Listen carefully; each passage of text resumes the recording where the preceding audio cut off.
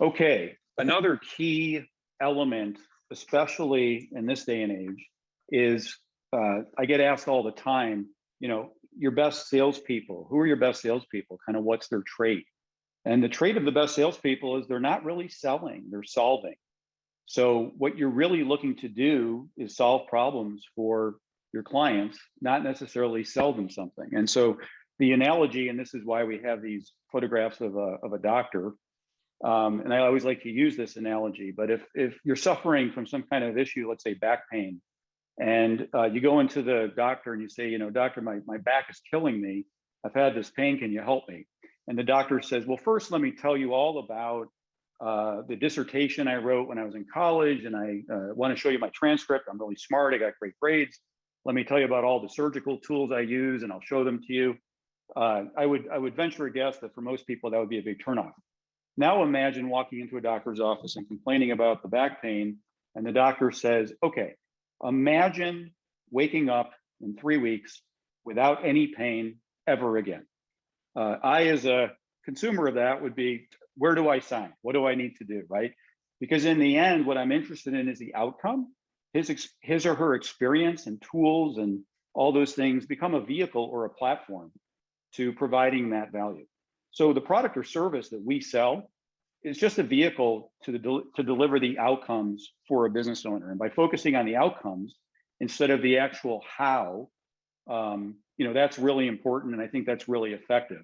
So just as an example, a real world example of this, I worked with a client who was in a very competitive market that was struggling with their sales, and they were losing competitive deals, and they didn't understand why, because their feeling was that their product and service was far superior to those of their competitors, right? So if they had the best product and service, why in the world were they losing so many deals?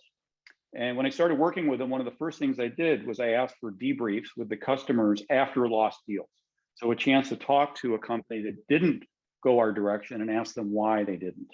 And after several of these meetings, a clear theme that kept emerging was that the other competitors in the space seemed to understand their business better. And that made them the most comfortable.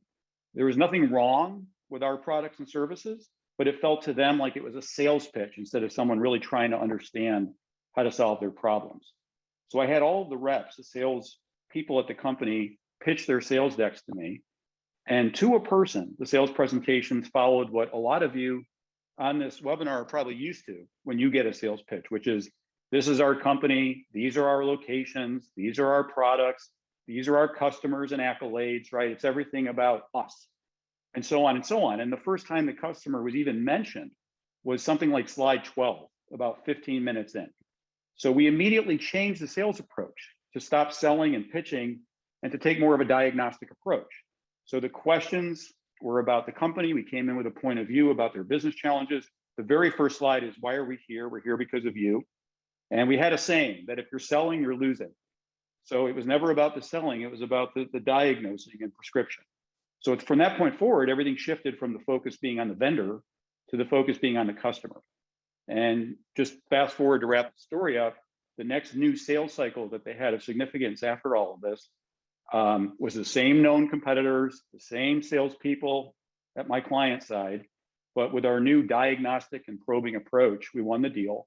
And it began a period of really strong growth for the company, just fueled by the shift from selling to listening and solving.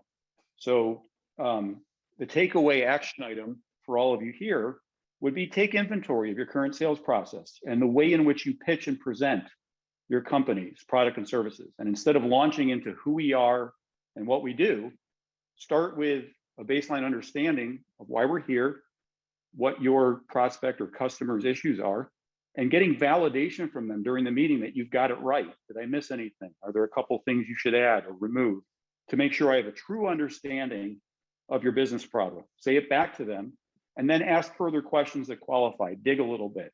They'll appreciate the time and effort that you put into understanding their business problem.